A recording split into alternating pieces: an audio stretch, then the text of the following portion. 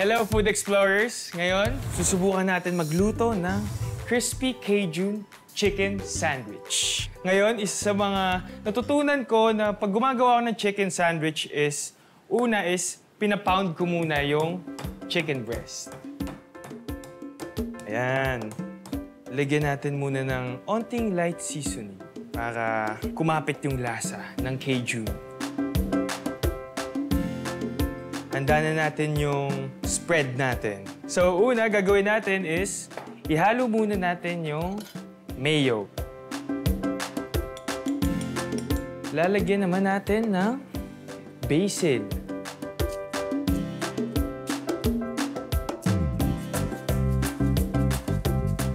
Lalagyan din natin ng garlic.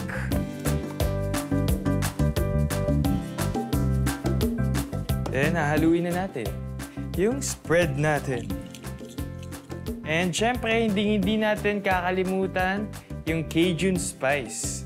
After natin ihanda yung spread natin, pwede na tayo mag-sauté ng vegetables. So, ang ingredients natin dito is bell pepper, itong yellow, and yung red. And then, syempre, onion. Then, yung bell pepper naman. Siyempre, di natin kakalimutan yung salt.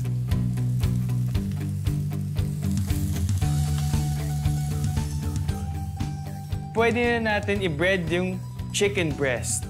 Una, flour muna. Egg. And then yung last naman is breadcrumbs. Yun, no? So, flip na natin siya.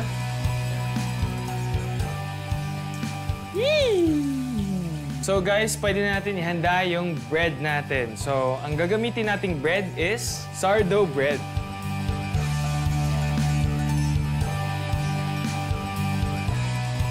So sa tingin ko, ready na din tong sautéed vegetables natin. So, ito na guys, ang pinaka-inaantay natin, ang assembly.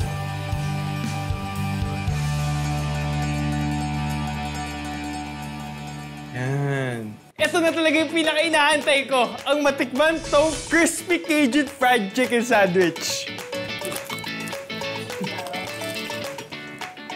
Scout Rayos, Quezon City, nakipila si Michael sa isang trending hole-in-the-wall cafe para alamin kung bakit nga ba ito binabalik-balikan ng coffee and milk tea lovers. Mga ka-food explorers, nandito po tayo sa isang napaka-unique na coffee shop. If you guys are coffee lovers, perfect to para sa'yo. Pero pag tinignan ninyo, walang typical windows, pintuan na kung ano, may butas lang sa wall. Yun talaga napaka-unique dito. Dito lang kayo mag-order and nandito na lahat ng menu. Simple, aesthetic, minimal, and trending na trending ngayon yan online. Simulan natin with the tres leches. Ayan, number 1. And then the Chizu Caramel Macchiato. Number 2. At ito naman, masarap to eh, Dirty Matcha, one of my favorites. So tikman natin ang Dirty Matcha nila. Ate, ito po ang number ko. Number 7. Here po, pagtatawagin po, ayan po. Ayan, okay. So ito po ang tatlong order ko. Second po. Customer number 7. Ayun, 7.